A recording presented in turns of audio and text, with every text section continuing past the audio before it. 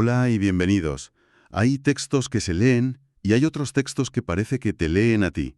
Totalmente.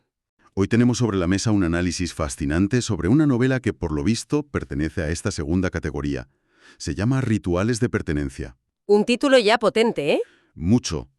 Y la misión que nos hemos marcado es entender a fondo por qué una historia sobre inmigración, identidad y, bueno, sobre el exilio, está conectando de una forma tan universal con gente de realidades muy distintas. Es que por lo que se desprende del análisis, su fuerza no está en la teoría, ¿No? ni en los grandes discursos. Está en su honestidad, que es casi brutal. Se nota que es una historia que nace de las entrañas, de la experiencia vivida, vamos. Ajá. Habla del coste emocional, que a menudo es invisible, de ser visto primero como el otro, como una categoría, antes que como una persona, con su historia. Exacto. Y ahí es donde se pone la cosa realmente interesante. Porque el texto apunta a una verdad que, a ver, es incómoda. Mm. Vivimos en un mundo que se vende como global, abierto, acogedor, La teoría, sí. pero que en la práctica no deja de clasificar a las personas en jerarquías no escritas. Y es esa experiencia, contada desde dentro, la que vamos a explorar hoy. Me parece un punto de partida genial. Pues para empezar a tirar del hilo, el análisis arranca con una idea que me ha parecido demoledora. La jerarquía silenciosa. Un concepto potentísimo, sí. El análisis pone sobre la mesa esta idea, la de la jerarquía silenciosa, que no es una ley escrita en ningún sitio. Claro. No es racismo abierto y declarado, sino algo mucho más sutil, casi invisible. Que es peor a veces. De hecho, lo ilustra con una escena en un control de pasaportes que es tremendamente visual. Dos personas, con perfiles y sueños parecidos, hacen cola. Vale. A una se la recibe con una sonrisa, un bienvenida, a la otra con una mirada de sospecha, con preguntas cortantes. Uf. La única diferencia es su nombre, su aspecto, el país que pone en su documento. Podemos profundizar en cómo algo tan sutil puede llegar a dejar marcas tan profundas. Claro. A ver, lo fascinante de este concepto, y que el análisis subraya muy bien, es que su poder reside precisamente en eso, en su ambigüedad. En que no lo puedes señalar. Exacto. No es un insulto directo que puedas decir, oiga, usted me ha dicho esto. Es una atmósfera, un trato diferencial que te envuelve y que, como bien dices, deja una herida mucho después de haber cruzado esa frontera física. Es que eso es lo clave, que te lo llevas puesto. Te lo llevas. Y la novela, por lo que se nos cuenta, no lo grita. Y ahí está su maestría, creo yo. No es un panfleto. ¿Cómo lo hace entonces, si no lo grita? Pues lo muestra a través del subtexto. No te dice el personaje se sintió excluido, sino que te describe cómo ese personaje desvía la mirada. Ah, vale. O cómo el tono de su voz cambia al responder por quinta vez de dónde es de verdad. Es la técnica de mostrar, no contar, llevada a un terreno emocional muy complejo, y eso es lo que cala en quien lo lee. Claro. El texto lo describe como el peso invisible que cargan quienes vienen de ciertas regiones del mundo. Se menciona América del Sur, África, Medio Oriente, frente a una especie de presunción de fiabilidad Sí. que se le otorga a alguien con pasaporte de Europa Occidental, incluso antes de que abra la boca. Es que es una violencia muy particular, porque es una violencia de presunción. Se presume que uno es menos fiable, menos válido, menos. Bienvenido. Eso es. Y no es algo que te puedas quitar de encima con una buena respuesta, porque no depende de ti. No, depende de la mirada del otro, totalmente. Y esa mirada te condiciona. Claro. El análisis insiste en que no es un evento aislado en un aeropuerto.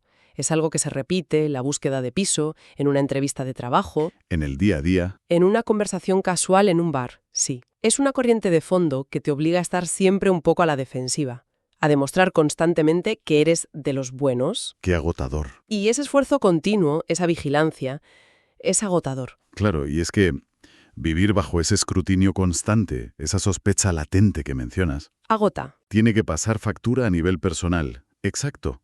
Agota. De hecho, el análisis se mete de lleno en ese coste emocional, que describe como algo silencioso pero demoledor. Hay una frase que se me ha quedado grabada. A ver, Dice, el costo silencioso de ser tolerado en lugar de aceptado. Uf, es que la diferencia es abismal.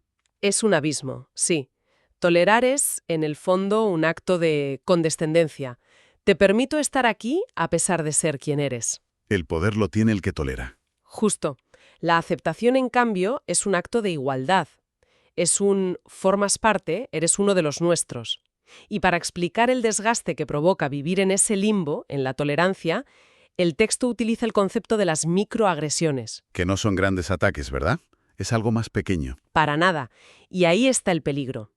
El análisis insiste en que son como una gotera. Buena analogía. Una sola gota es insignificante, no le das importancia.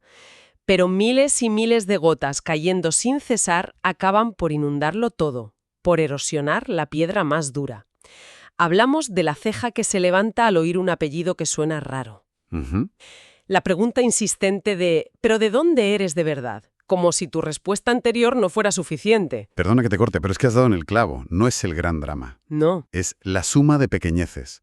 Es el comentario de qué bien hablas español para no ser de aquí, que se dice como un cumplido, Sí, con toda la buena intención a veces. pero que en realidad es una forma de marcar distancia, de recordarte tu condición de extranjero. Es esa sensación de estar constantemente pasando un examen que no sabías que tenías que hacer. Exactamente. Y cada una de esas pequeñeces te coloca en una encrucijada. Te obliga a hacer un cálculo en una fracción de segundo. ¿Respondo y me arriesgo a parecer susceptible o conflictivo? Claro. El no te enfades, que era una broma. ¿O me callo y me trago la incomodidad para no crear un mal ambiente? Ese cálculo mental, repetido decenas de veces al día, es lo que genera el desgaste. Es el cansancio de tener que hacerse más pequeño para no incomodar, como dice literalmente el análisis. ¿Qué frase? Acabas midiendo cada palabra, cada gesto. O sea que es una negociación constante, no solo con los demás, sino con uno mismo. Pero esto me plantea una duda. ¿Dónde está la línea? Es una buena pregunta. El análisis explora hasta qué punto los personajes de la novela sienten que pueden ceder partes de su identidad para ser aceptados sin sentir que se están traicionando, porque suena a un equilibrio casi imposible de mantener. Y es que lo es. Ese es uno de los núcleos de la novela, según se nos cuenta. La historia se niega a ofrecer respuestas fáciles o a romantizar el viaje migratorio. No hay final de película de Hollywood. Para nada. No hay un final feliz garantizado, solo por haber llegado y esforzarse mucho. Al contrario, muestra que la lucha por la pertenencia es un campo de minas emocional. ¿Y cómo lo muestra? Con distintos personajes. Sí, vemos a personajes que intentan diferentes estrategias. Algunos, por ejemplo, intentan asimilarse por completo. Fuerzan el acento, se cambian el nombre, evitan hablar de su pasado. Renuncian a una parte de sí mismos, básicamente. Exacto, y la novela muestra el altísimo precio de esa renuncia. Una sensación de vacío, de no reconocerse en el espejo. Claro. Pero también muestra el otro extremo. Personajes que se aferran con uñas y dientes a sus raíces como un acto de resistencia. Y eso también tendrá un coste. Pues también pagan un precio por ello, ¿sí? El del aislamiento o el del rechazo constante. La historia no juzga, simplemente expone la crudeza de esa elección. Muestra que pertenecer no es un derecho que se te concede, sino algo frágil que a menudo te niegan fuerzas que escapan a tu control. Y creo que es precisamente por eso, por no dar esas respuestas fáciles, por lo que la historia conecta de una manera tan universal. Sin duda. Porque, aunque el contexto sea la experiencia migratoria, ¿quién no se ha sentido alguna vez que tiene que esconder o suavizar una parte de sí mismo para encajar? En cualquier ámbito, sí. Ya sea en un nuevo trabajo, en un círculo de amigos, incluso en la propia familia. Esa sensación de no encajar del todo en un molde no escrito. Has tocado la clave de su universalidad. El análisis lo llama un espejo. Me gusta. La novela parte de una experiencia muy específica, pero refleja una verdad humana fundamental: la necesidad de pertenecer y el dolor que sentimos cuando se nos niega. Y lo hace con la autoridad que da la experiencia vivida. La voz del autor no pide lástima. No es victimista. Nada. Lo que pide es reconocimiento. Ofrece al lector una oportunidad de comprender esa realidad desde dentro. La lucha agotadora por tener que explicar quién eres una y otra vez, el cansancio de ser reducido a una etiqueta. Entonces, la clave de su poder es que, partiendo de una experiencia muy concreta, la de ser un extranjero, toca una fibra que es común a todo el mundo. La lucha por ser visto y aceptado por lo que uno es, sin tener que editarse constantemente para ser más digerible para los demás. Precisamente. Se convierte en una historia sobre la identidad misma. ¿Qué es lo que nos define? ¿Lo que nosotros decimos que somos o lo que los demás proyectan sobre nosotros? La novela explora ese campo de batalla. Vale. Entonces, si lo entiendo bien, lo que hace tan especial a Rituales de Pertenencia, según este análisis, No es que dé lecciones morales o soluciones mágicas. No, en absoluto. Es que ofrece verdad. Una verdad cruda, a veces incómoda, pero profundamente humana. Muestra que la lucha más difícil no siempre es la de cruzar fronteras físicas, por dramática que sea. Sin duda. La lucha más persistente, la más silenciosa, es la de sobrevivir en esos espacios donde, como dice el análisis, citando la novela, uno es visto pero nunca del todo bienvenido. Qué frase más dura. Es la batalla por encontrar un hogar no en un lugar geográfico, sino en uno mismo, cuando el mundo exterior se empeña en decirte que no perteneces. Y la novela, al parecer, consigue dar voz a esas luchas íntimas que muchísimas personas cargan a diario, en silencio. Bueno, entonces, para ir cerrando el círculo, ¿cuál es la idea gorda con la que nos tenemos que quedar? Uf, buena pregunta. A mí me parece que lo que nos deja este análisis sobre rituales de pertenencia es que la idea de pertenecer es más un verbo de acción que un estado pasivo. Me gusta ese enfoque.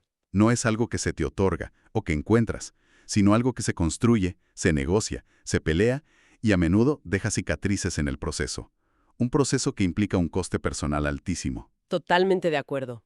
Y eso nos deja con una última reflexión que ya va más allá de la propia novela, pero que el texto inspira de forma inevitable. A ver, dispara. El análisis se centra mucho en ese conflicto interno de los personajes, en esa tensión entre adaptarse y no desaparecer, en negociar la propia identidad para ser aceptado. Ujú.